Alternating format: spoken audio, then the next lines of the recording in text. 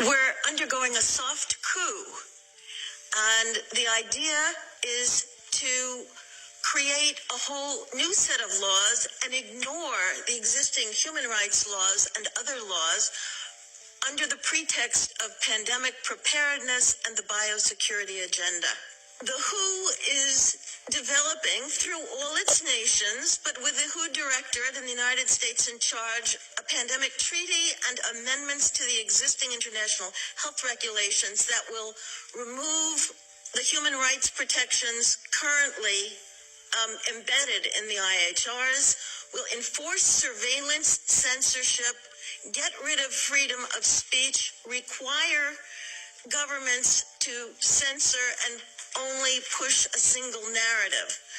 Also, we will be subject, if they can make this work, to vaccines developed in 100 days, which the organization CEPI is planning to do.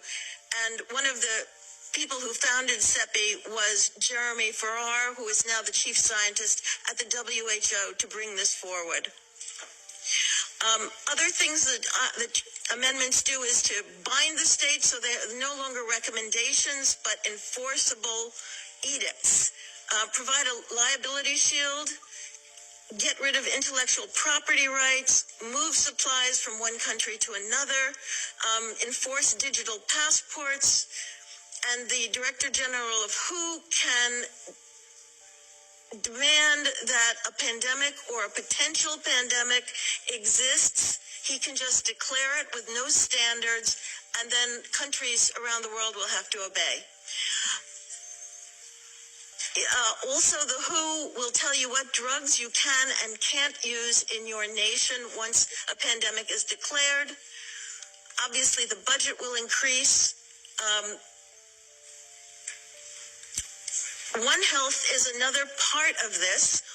One Health is a concept that was created to enable the WHO, with these documents, to take over jurisdiction of everything in the world by saying that climate change, animals, plants, water systems, ecosystems are all central to health. Also embedded in this concept is a peculiar notion that humans are no longer of greater value than animals.